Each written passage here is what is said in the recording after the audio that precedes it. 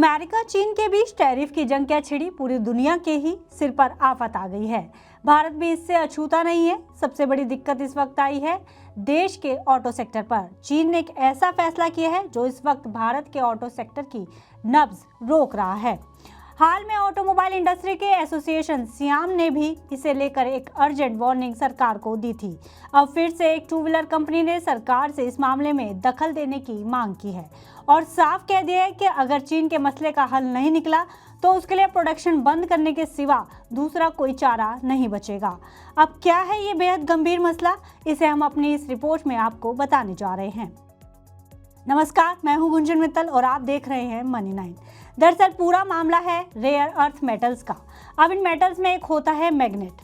गाड़ियों में मैग्नेट की जरूरत पड़ती है। अब हुआ क्या है कि अमेरिका से टैरिफ की जंग के चलते चीन ने रेयर अर्थ मेटल्स के एक्सपोर्ट पर कड़ी पाबंदियां लगा दी हैं। इनमें मैग्नेट भी शामिल है। इसने भारत के ऑटो सेक्टर को तगड़ा झटका दिया है। व्हीकल्स में इस्तेमाल होने वाले अर्थ मैग्नेट को चाइना से मंगाया जाता है, लेकिन हाल ही में इन पर प्रतिबंध लगने के बाद से भारतीय ऑटो इंडस्ट्री बुरी परेशानी में फंस गई है।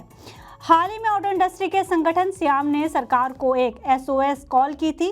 एक गोपनीय चिट्ठी में सियाम ने सरकार से मांग की थी कि उसे इस मसले को हल करने के लिए इमरजेंसी स्टेप लेने पड़ेंगे। चिट्ठी में यह भी कहा गया कि अगर मैग्नेट की किल्लत को तुरंत दूर नहीं किया गया तो जून से उनके लिए प्रोडक्शन करना मुश्किल हो जाएगा। इस चिट्ठी के बाद पहले बजाज ऑटो ने इस तरह की वार्निंग दोहराई और अब TVS मोटर कंपनी ने इस कंपोनेंट के निर्यात पर चीन में लगी पाबंदी का सॉल्यूशन निकालने के लिए सरकार से कहा है। TVS मोटर का कहना है कि चाइना में लगे इस प्रतिबंध का असर जल्द ही जून और जुलाई तक प्रोडक्शन पर दिखना शुरू हो जाएगा।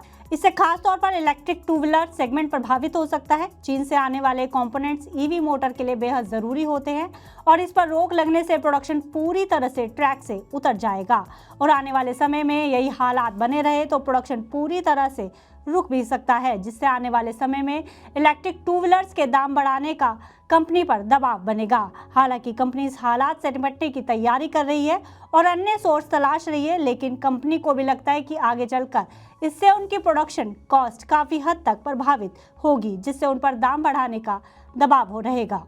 हालांकि कंपनी इस हालात से निपटने की तैयारी कर रही है और अन्य सोर्स तलाश रही है, लेकिन कंपनी को भी लगता है कि आगे चलकर इससे उनकी प्रोडक्शन कॉस्ट काफ़ी हद तक प्रभावित होगी, जिससे उन पर दाम बढ़ाने का दबाव रहेगा।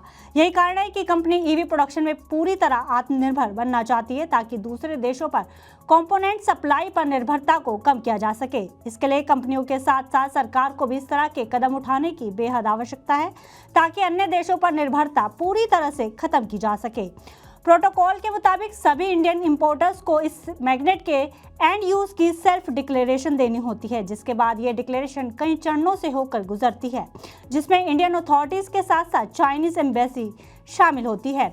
ऐसी लगभग 30 से ज़्यादा डिक्लेरेशन इंडियन क्लियरेंस के बाद चाइना से फाइनल क्लियरेंस के इंतजार में है।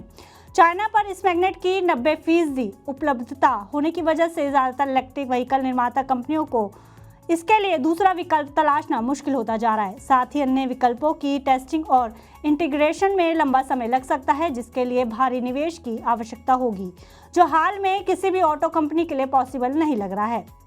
अगर मैग्नेट से जुड़ा ये मामला आने वाले समय में भी अनसुलझा रहता है तो अगले महीने की शुरुआत से प्रोडक्शन में भारी गिरावट का अंदेशा है, क्योंकि आने वाले समय में भी चीन से शिपमेंट का भाग्य अभी भी अधर में लटका हुआ नजर आ रहा है।